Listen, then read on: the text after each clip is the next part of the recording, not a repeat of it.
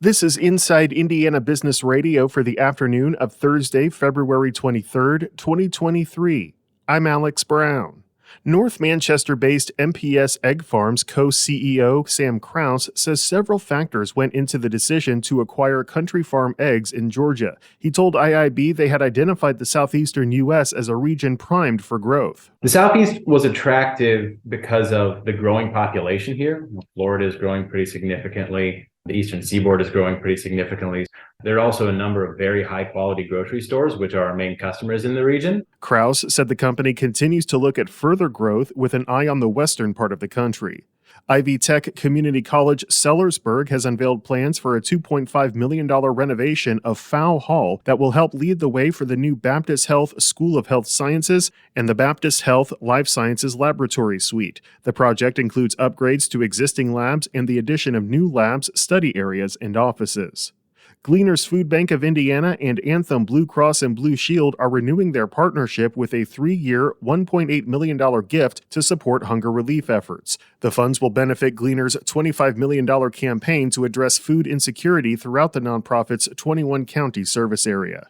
Coming up on the podcast, we'll hear more from MPS Egg Farms regarding its new carbon-neutral, cage-free egg operation. From the number one source for Indiana business news, this is Inside Indiana Business Radio. Has your company grown at a rapid pace over the last 2 years? Nominations are now being accepted for Fast 25, IBJ's exclusive list of fastest-growing companies in Central Indiana. Honorees will be spotlighted in a special publication in the IBJ and celebrated at an event on May 9th. Check out the changes to this year's criteria to see if your company qualifies. Learn more and submit your nomination by March 1st at ibj.com/nominations.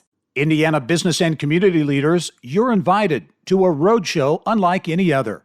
IBJ Media, Inside Indiana Business, and the Indiana Economic Development Corporation are joining forces for the Engage Indiana series, presented by Indiana University and Old National Bank.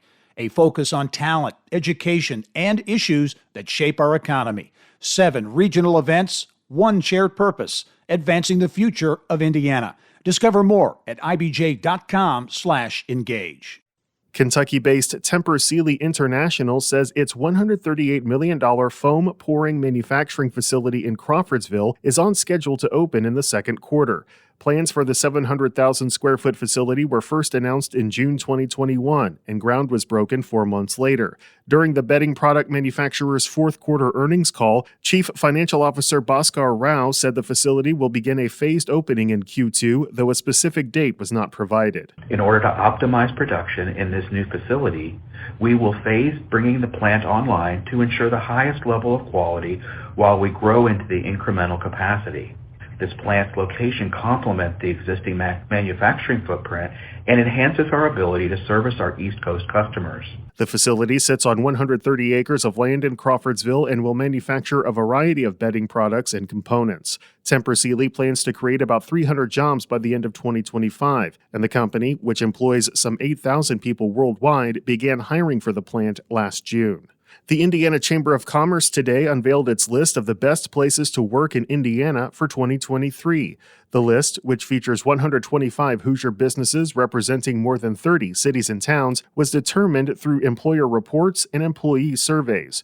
The businesses are split among 4 categories: small, medium, large, and major companies. You can connect to the full list at InsideIndianaBusiness.com. The Chamber says the rankings for the best places to work in Indiana will be unveiled at an awards event on May 10th. South Bend businessman, chocolatier, and restaurateur Mark Tarner is also a non-degreed dinosaur expert with more than 2 decades of experience searching for prehistoric bones.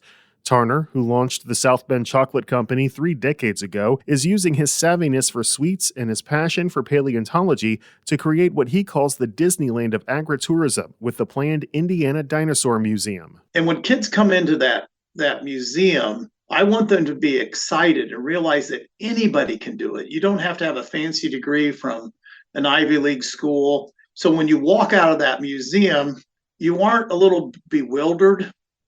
You're informed and you're excited.